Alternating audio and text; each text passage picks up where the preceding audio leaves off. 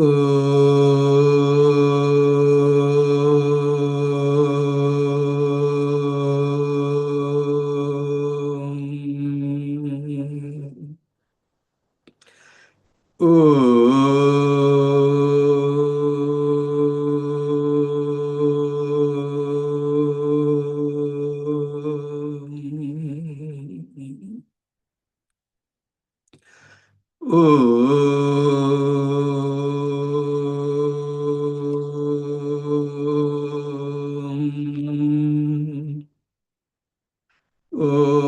Shri Ganeshaya Namaha. Om Shri Saraswatyai Namaha. Om Shri Gurubhyo Namaha. Sada Shiva Samarambham Shankaracharya Madhyamam Asmadacharya Paryantam Vande Guru Paramparam. Shruti Smriti Purananam Alayam Karunalayam Namami Bhagavatpada Shankaram Lokashankaram. Samasta Janakalyane Niratam Karunamayam Namami Chinmayam Devam Sadgurum Brahmavedvaram. Sadgurum Brahmavedvaram. Om Partaya Pratibodhitam Bhagavata Narayanena Swayam Vyasena Graditam Purana Munina Madhye Mahabharatam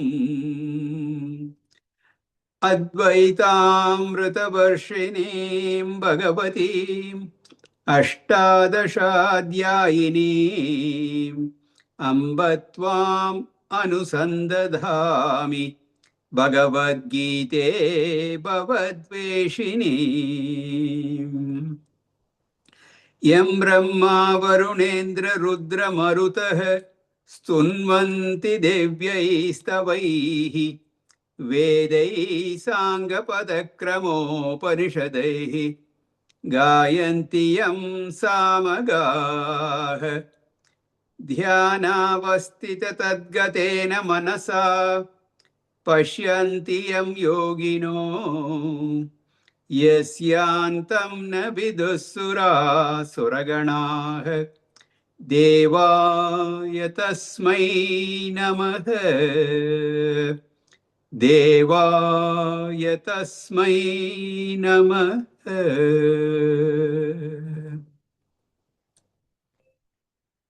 Hari Om. In the 4th chapter of the Bhagavad Gita, Bhagavan Sri Krishna talks about the Avatara Siddhanta. This is a unique chapter in that it is discussed, this Avatara Siddhanta is discussed only here. And we have seen that. And then he says, Janma karma cha me divyam evam yo veti tatvatah tyaktva deham punarjanma naiti mameti sochuna. One who understands me in this essence, yo veti tatvatah, the very essence of all this, when someone knows, that person does not take rebirth. He reaches me. Me as Paramatma, Krishna Paramatma.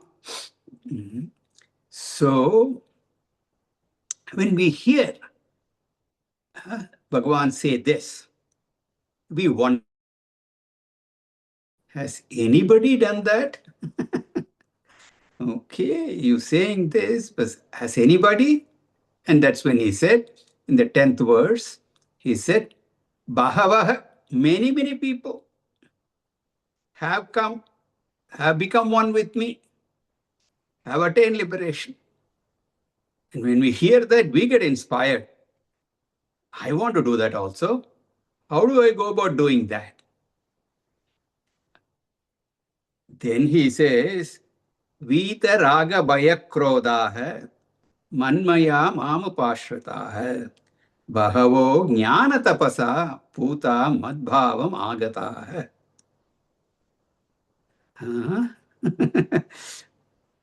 To do that, it's a tall order. He says, you have to gain purity of mind, give up attachment, fear, desires, anger, and also get the clarity of knowledge through jnana tapas. It becomes a challenge, very daunting. Everyone cannot be up to that standard. Forget about everyone. I cannot live up to that. I know myself. So you begin to think that way. But Bhagavan is very compassionate, and we are so very lucky. He assures that everyone will get his blessings according to their desires and what they do. Let us see what he says. Verse 11. Ye yata mam prapadyante, ye yata mam prapadyante, tam stataiva bhajamyaham, tam stataiva bhajamyaham, mama vartmanuvartante, mama vartmanuvartante, Manushya pata sarvashah. Manushya pata sarvashah. Ye yata mam prapadyante tam stataiva bhajamyaham. Mama vartmanu vartante manushya pata sarvashah. Here Bhagavan Sri Krishna makes a very beautiful point. He gives the suggestion that the spiritual goal must be the primary goal. There's no question about it, but he says, I don't want to impose that goal on you. I don't want to impose that on you. Someone claims, I have no interest in spirituality, and says, why are you thrusting this moksha on me? I don't want it. Everybody need not be interested in liberation. True, Bhagavan says. I hear you. I am here to suggest and recommend to you that moksha, liberation, is a worthwhile goal. Whether you know it or not, you are seeking that moksha only. If you study every one of the human pursuits, we are working for that kind of independence only. Not only spiritual, even day-to-day living, we want to be independent. When you don't own a car and you have to depend on public transportation, it's not always dependable. The buses do not show up on time. Metro, anything at all you take, problems are there. You want to be independent with your own vehicle. That itself has a host of problems. We'll not get into that, just the idea. Okay. Yeah. The desire is not for vehicle per se, but that independence that gives you by owning that vehicle. If you look at anything you want, finally it boils down to the fact that you are seeking independence, freedom. You want to be liberated. If you have discovered that fact, then you are mature enough. If you are not, there we are ready to allow you to try all other methods. Bhagavan says, okay, seek artha, seek kama, seek dharma, seek swarga, go there, come back. And having gone through all of them, having suffered because of your various dependencies, finally, when you come to me, even then I will not be angry. Bhagavan assures, I am ready to help you. More than that, I will even help you to gain that artha, kama, dharma. Very many kamya karmas, desire prompted actions, are prescribed in the Vedas. If you are interested in possessions, wealth, work hard, earn them. Sri Krishna says, I'm not going to criticize you, I will help you also. He says, as a person seeks, I will bless him. Ye yata ma prapatyante.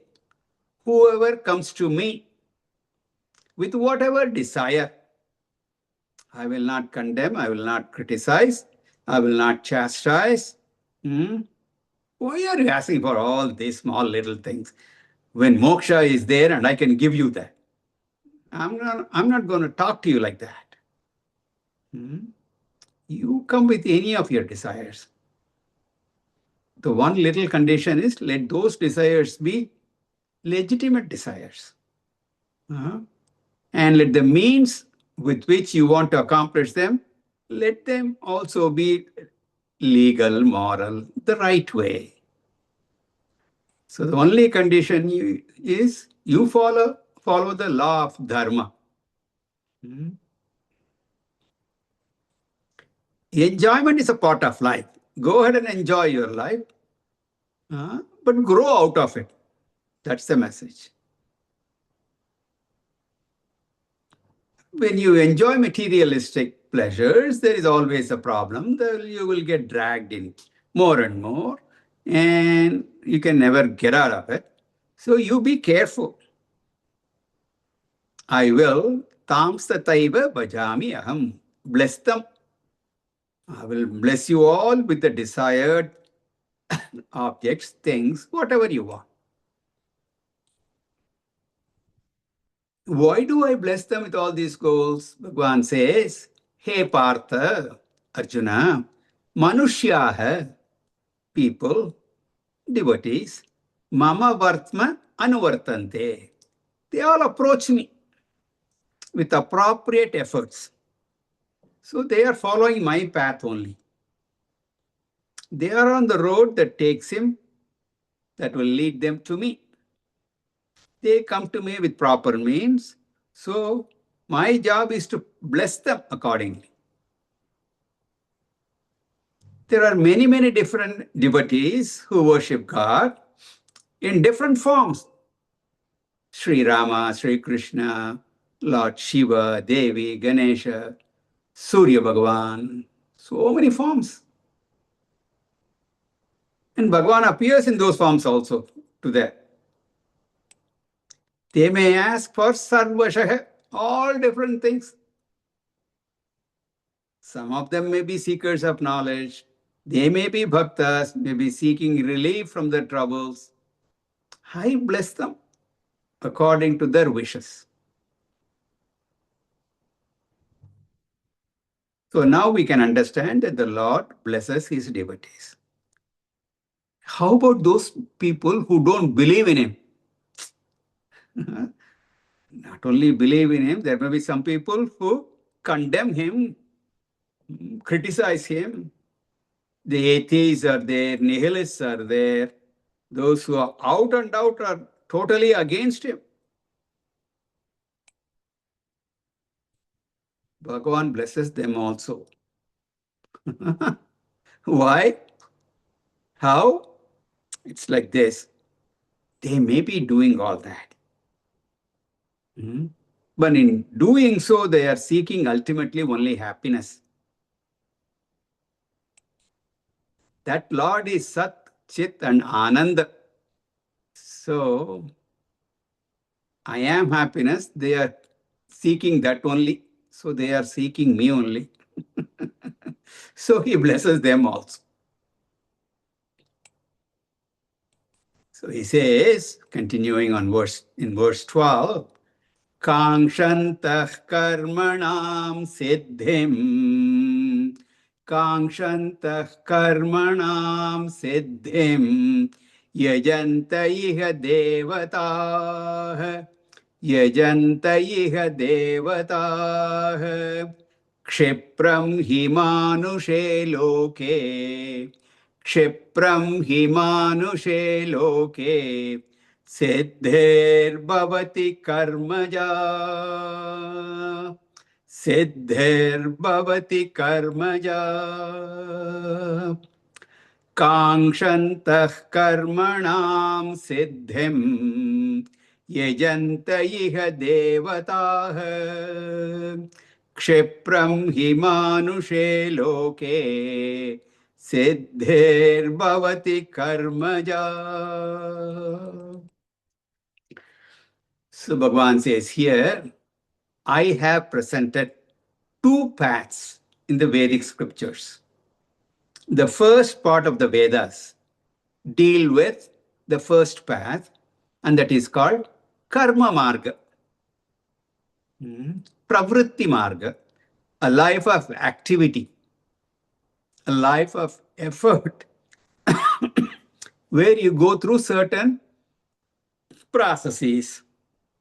The second part is presented in the latter part of the Vedas called Vedanta, otherwise called Jnana Marga.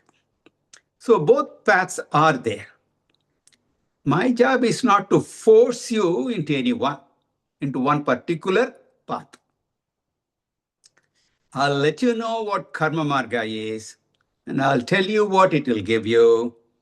I will also tell you what Jnana Marga is and where that will take. I will tell you all that. You will be informed, and then you can make a decision, an informed decision. What is the difference in the results by following the two paths? The karma phala, the results of action by following karma marga, you will get results, but the results of action are anitya, finite. They're limited in nature, full of so many defects also. It is dukkha mishritatvam. Actually, it's always mixed with a lot of pain. No gain without pain, they say. Your problem of preserving, once you get what you want, you got to preserve them. That requires a lot of effort. And the worst, since they are finite, they will end, so it will end in a loss. And that loss, I tell you, is more painful. And then the other problem, the second type of problem is, however much you gain, atrupti karatvam, atrupti, you're not satisfied. So they bind you. So these are all the various defects of karma and its results. Bhagwan's job and the job of the scriptures is to tell us what gives what. What can karma give, what can jnana give. The rituals in the karma portion will give only finite results. If you are interested in the infinite, it can never be a product of action. Any action process produces a result, work of time and space. Time alone, it has a beginning, therefore would have an end. Infinitude or fullness, purnatvam, can never be the result of any effort. That you can get only through jnana. What is this knowledge? If there is infinite, where will that be? Should I even be asking these questions? Should you even be thinking about an answer? Something that is infinite has to be everywhere. It has to be there. If it has to be eternal, it has to be there even now. Only thing is you have to discover it here and now. So Jnana Marga leads you to Nitya Phalam, Karma Marga leads to Anitya Phalam. So Sri Krishna is crying out here. I have clearly pointed out all this in the Vedas.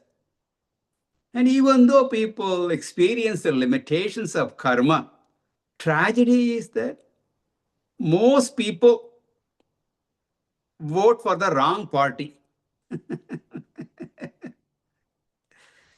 They campaign for the infinite, but they vote for the finite.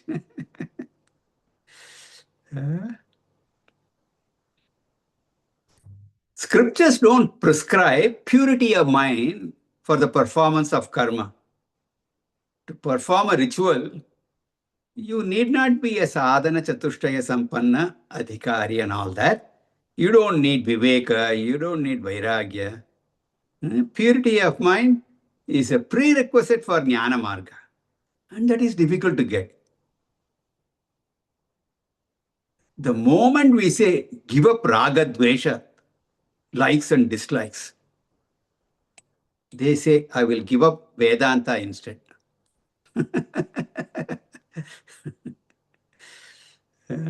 Who can do all that? Give up all likes and dislikes. We love to hate some select people. No problem with the rest. But I tell you this particular person. So Sri Krishna says, Karmanam siddhim kangshatah. Most people are interested only in karma and karma phala, the results of action, even if it is finite. They want only dharmartha kama. In Kathopanishad, it is called preyas. Shreyascha preyascha manushyametaha. Tau samparitya vivinakti dhiraha. Shreyo hi dhiro bhi preyaso prunite. Preyo mando yogakshemat vrinite. For a human being, both the finite and infinite are available right in front. Dhiraha, the wise, the intelligent one chooses the infinite, but mandaha, the dull, unintelligent people, they choose the finite. Same thing is said here. People full of desires seek only the results of action. Once you have made that choice, there also Vedas gives you plenty of Vedic rituals. So many vratas, vows are prescribed. Iha devataha yajante. They worship different gods. They go after different deities. Why do people go worship these gods and do all those karmas? The reason is, he manushe loke. Because in this world of people, in Manushya Loka, karmaja siddhihi kshipram bhavati. The results of action, kshipram, quick. It's quicker than the results of Jnana Marga. Actions yield fast results. We want everything fast, fast, fast these days. Fast food, fast music, everything fast. Instant gratification we want. That karma can give you that. Jnana, it's a long preparations are required for that. Now, this verse can be low, one or two different ways. Devata is gods like Indra, Varuna, Vayu, and you go on doing. Indraya Swaha, Idan Namama. Then you collect punya, go to heaven, enjoy. Or right here in this world, you can worship powerful people, wealthy people, you please them, and they give you what you want. In either case, you see quick results, tangible results. Naturally, people gravitate to all that. When senses are gratified, the joy is immediate. It may be short lived, but they can continue to act and keep enjoying. So people are gratifying their senses. Later on, what happens? When they are going after that and enjoying, they say, who cares? Let us worry about that when we get there. Right now, it is pleasant, it is enjoyable. Let me enjoy. When it comes to spirituality, preparations for gaining that knowledge. Boy, oh boy, it's tough. Knowledge is very simple. Very simple only. What is the knowledge that are given in the Vedas? In Vedanta, Upanishads? You are what you are seeking. Tat Tvam Asi. You are that. Drop seeking, be that. So simple. But for this simple statement to work, how much you have to prepare? We just saw it in the 10th verse. You have to give up attachment, you have to give up desire, you have to give up anger, be devoted to God, do jnana tapas. You need to have viveka, vairagya, all those fourfold qualifications. Shama, Dama, Uparama, Shraddha, Titiksha, Samadhana, so many things. You have to get them. People don't see any joy in all that. These preparations take not just many years, but many births. You all have started the process many, many janmas back. Otherwise, you will not be even here.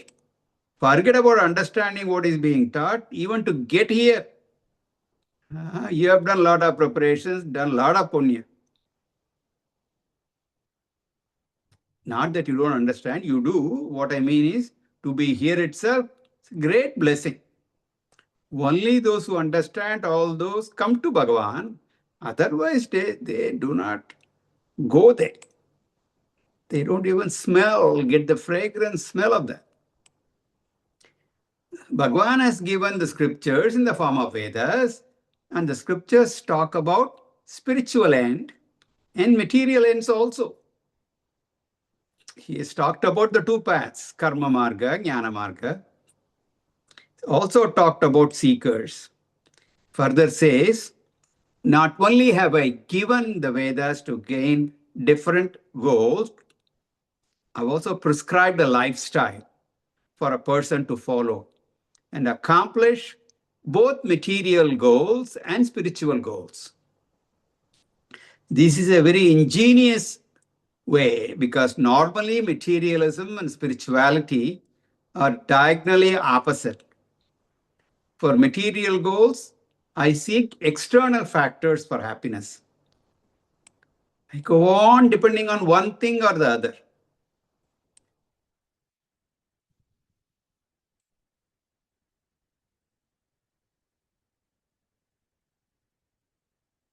One thing or the other.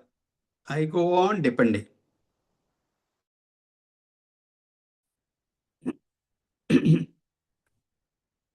I want to accomplish more and more. I have to depend on more and more objects. Material ends. Contrast that with moksha, for which I depend on myself. So one is leaning, depending on something, the other It's not doing that, but being independent. In one, there is accumulation, attachment. And in the other, there is letting go, detachment. So they are diametrically apart, but I have designed a lifestyle that is conducive for both. Lifestyle should be such that one should be able to fulfill materialistic desires. While fulfilling that, follow certain disciplines that will enable you to grow out of those materialistic desires without any problems. You won't have any withdrawal effects. The spiritual desire will become very natural. You discover that desire to such an extent that the pursuit of spiritual desire will not be considered as a denial of material desires. Such a life design is a Vedic life design, and it is called Varnashrama Dharma. Now we come to a very important verse, verse 13. Let us read. Chaturvarnyam maya srishtam. Chaturvarnyam maya srishtam. Gunakarma vibhagashah. Gunakarma vibhagashah. Tasya kartaramapi mam. Tasya kartaramapi mam. Vedya kartaramavyayam. Vedya kartaramavyayam. Chaturvarnyam maya srishtam. Gunakarma vibhagashah. Tasya kartaramapi mam. Vedya kartaramavyayam. Bhagavan here talks about Varna Vyavastha. He says, Chatur Varnyam Maya Srishtam. I have created the Varna scheme. Varna means classification or division or grouping, groups. Broadly speaking, Chatur Varnyam. There are 4 groups. The entire society has been categorized into 4 classes. They are Brahmana, Kshatriya, Vaishya, and Shudra.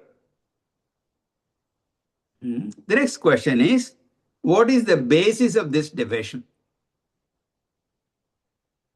This division can be seen from different standpoints. The first one is character-based division, Guna Vibhagashah. This is a character-based or personality-based division. To state this, we say explicitly, we can say Guna Brahmanaha, Guna Kshatriyaha, Guna Vaishyaha, and Guna Shudraha. Similarly, we have the classification based on profession. The work that you do, Karma Vibhagashaha. If I take this particular angle, then I say Karma Brahmana, Karma Kshatriya, Karma Vaishya, and Karma Shudra. We can also look at it from the third angle, which is just based on birth. The word birth is translated in Sanskrita as Janma or Jati. Jati has been mistranslated as caste. It just means birth, that's all. It's the word as Janma. Jana means to be born. It's as simple as that, but we have made it very complicated, made a big mess out of it. So from the basis of birth, we have Jati Brahmana, Jati Kshatriya, Jati Vaishya, and Jati Shudra. Let us try to understand the basis of these three divisions. Let's take the guna-based division first. The character norm is used, this criteria is used to classify a person according to guna, sattva, rajo, tamo guna. Most of you would have heard these terms before. What exactly is sattva, rajo, tamo guna? All the details we will see very elaborately in the 14th chapter. If it is new to you, I'll briefly tell you here. Sattva represents calmness, tranquility, serenity, quietude, denotes intellectual nature, wanting to learn, wanting to teach, such kinds of things. Cerebral. Compare this to Rajoguna. Rajoguna represents activity, dynamism. That is Rajoguna. And Tamoguna represents lack of both. They don't have the intellectual activity.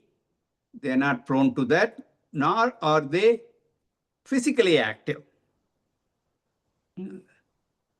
Neither internal activity nor external activity. So such people are tamoguni.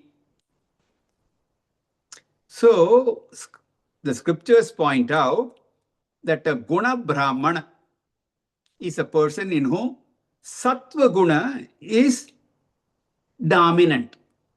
Every one of us have all three gunas, only the proportion is different. A brahmana has a preponderance, highly 70 to 80% sattva. So a brahmana swabhava tendency, personality, is sattva guna pradhana swabhava. Predominantly sattva guna. Whoever has that kind of trait, tendency, etc., regardless of what his jati is, he is considered a Brahman, regardless of where he is born. Do you think only Brahmanas are there in India? Such sattva guna is there in other countries, other people of other nations, of course. So Brahmanas are there everywhere. So it's not out of birth, where you are born, which family you are born in, nothing like that. This is on the basis of guna. Then there are others in whom the rajoguna is prominent, backed up by sattva and tamoguna. It's a preponderance of rajoguna in them. Sattva guna is behind rajoguna. The person is very active. Sattva also is more than tamoguna in them. So the actions will be good actions. Selflessly they will act. His activity benefits many people, most of the society. There may be some personal benefits also, but the society, others will benefit more. Such a person is guna kshatriya. Third type of person is in whom rajoguna is still dominant. So he's not very introvert or contemplative. Further, rajoguna is backed up by more tamoguna than sattva. This person is also active, but sattva guna takes the back seat, the least, so his activities are self-centered. Selfishly he'll be acting. Be self-centered person. Such a person is guna vaishya. The last type is one in whom tamoguna is predominant. Rajoguna is less and Sattva is the least. For such people, thinking is minimum. Physical activities, minimum.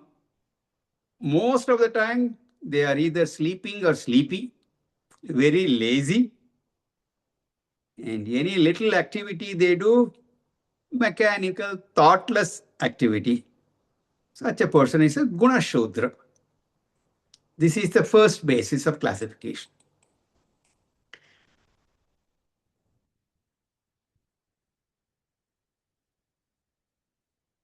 The second classification is by profession, occupation, karma based. The first type of profession is all activities that are connected with the intellectual process.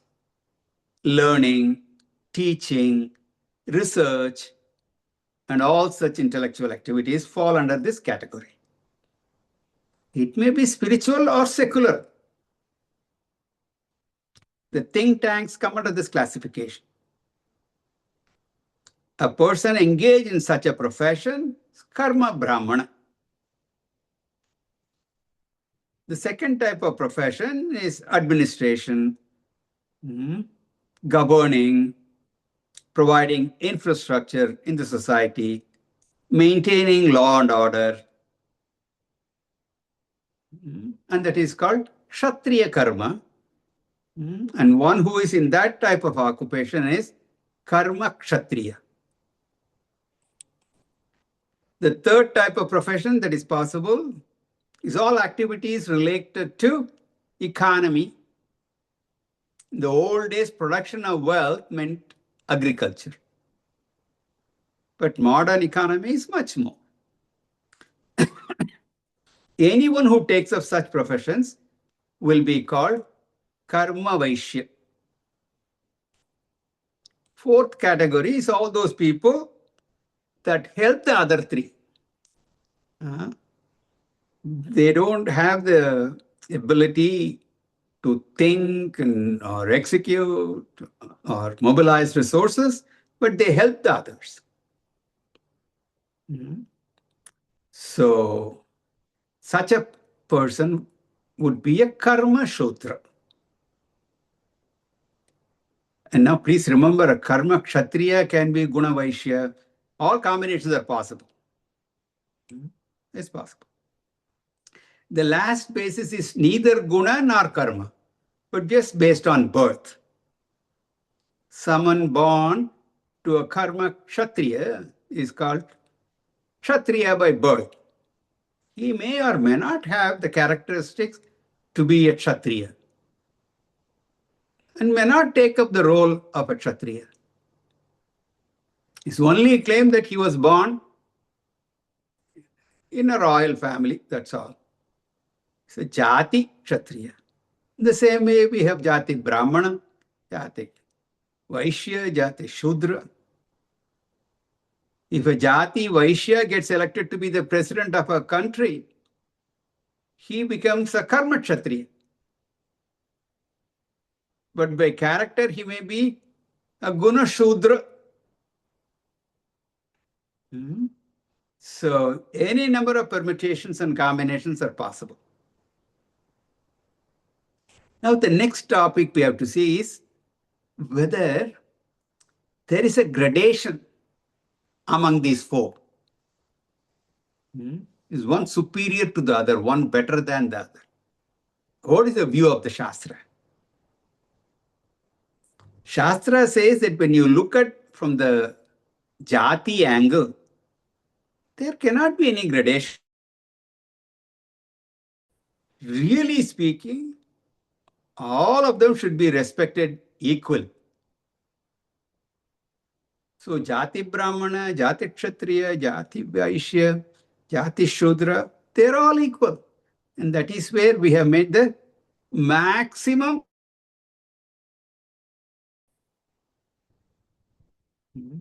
All our problems have been because of discrimination on the basis of jati. It is not the mistake of Shastras. We have created the mess, grading on this basis. What about karma wise deviation? from the angle of karma also, all professions are equally important. Teachers are important. Janitors are important. Policemen are important. Bankers are important. Each of those functions is an important function. Those professions should be respected. People in those professions should be respected. So in Purusha Suktam, compares these professions to the 4 organs of the body. Brahmanosya mukamasit, bahurajanyah krutah, urutadasya yad vaishyah, padbhyam shudro ajayata. Brahmana compared to the head or the face, bahu, the arms, to the Kshatriya, uru, the thigh, to Vaishya, and the feet to Shudra. All of them are necessary, correct? Can you differentiate? Can you say one is better than the other? Forget about losing an arm or a leg, even a little nail. You lose, something happens. It's so painful. Anything at all. So all organs are equally important in that way. In the same way, in the society, all professions are important.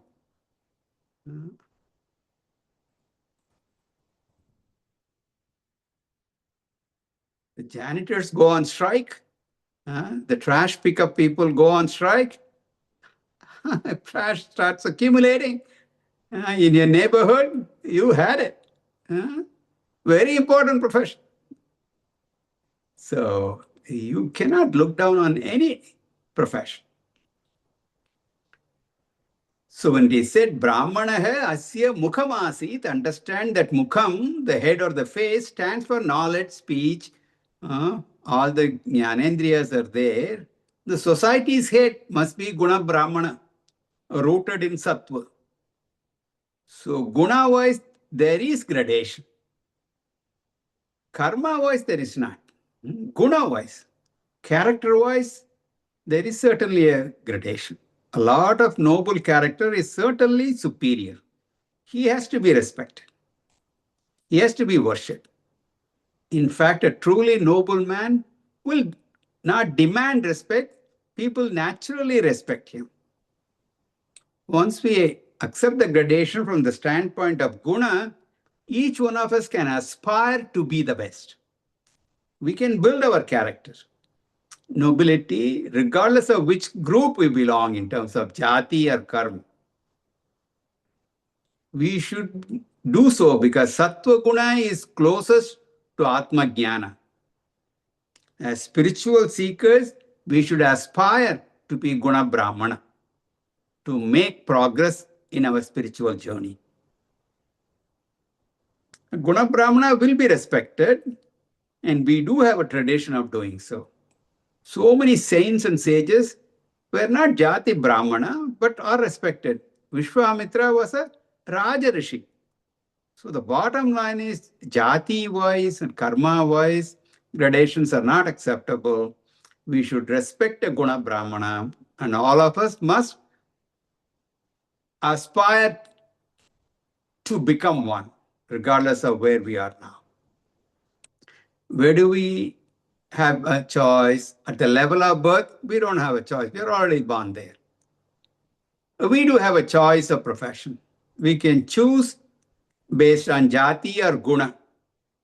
If you make the choice based on your family, that will be a good choice because you are growing up in that environment. Expertise will be immediately available. This approach used to be prevalent in our society. Not only in, even in the West, it used to be there. If you choose your profession according to your personality, that is also good. Each of these approaches have its own pluses and minuses. We need to discuss, we don't need to discuss those reasons here. Just gave you the example of Vishwamitra. Only one warning, do not base your choice on the basis of money, how lucrative that profession is. Unfortunately, most people make such choices only and they suffer lifelong. Wonderful arts and crafts have died because we always talk about starving artists. Right? So nobody wants to do that. Teaching, again, a profession which is not remunerated properly. So, with regard to character, we do have a choice. Regardless of your guna right now, you have a choice and progress to become a guna brahmana, improve your character, become nobler, and elevate yourself. All the sadhanas that are prescribed in the Shastras are meant for this change. As a matter of fact, we are all guna shudras when we are born. Essentially, tamo guna pradhana. Baby sleeps how many hours? But that's okay. That's all part of growing up. But as we grow, samskaras, sadhanas, with all that, we become refined, cultured. We progress towards sattva, guna pradhana in our character. That must be, of course, we will study in the 14th chapter. We need to go beyond tattva and we need to be gunatita. We'll talk about that elaborately in that chapter. So this is the Varna Dharma designed by Vedas. And Bhagavan says, I am responsible for the design of Varnas. So if you look at the words, Chaturvarnyam Maya Srishtam. I created that Guna Karma Vibhagashaha based on classification, based on Guna and Karma. Jati is not even mentioned here. The discussion about Varna is actually a tangential topic, so it comes back to the main theme, how to act in life. We've already seen the problems with action.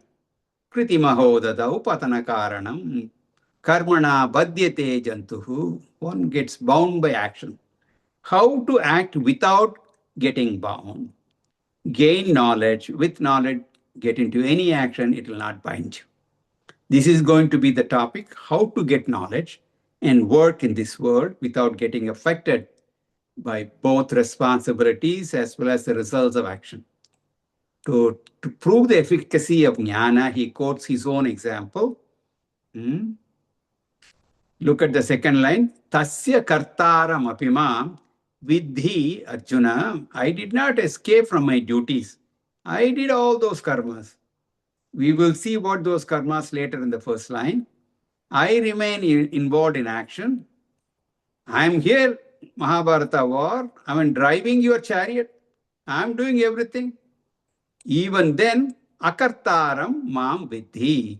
Understand, I have the knack of being akarta internally, inwardly. I am untouched by actions, untainted by actions, unaffected by the actions.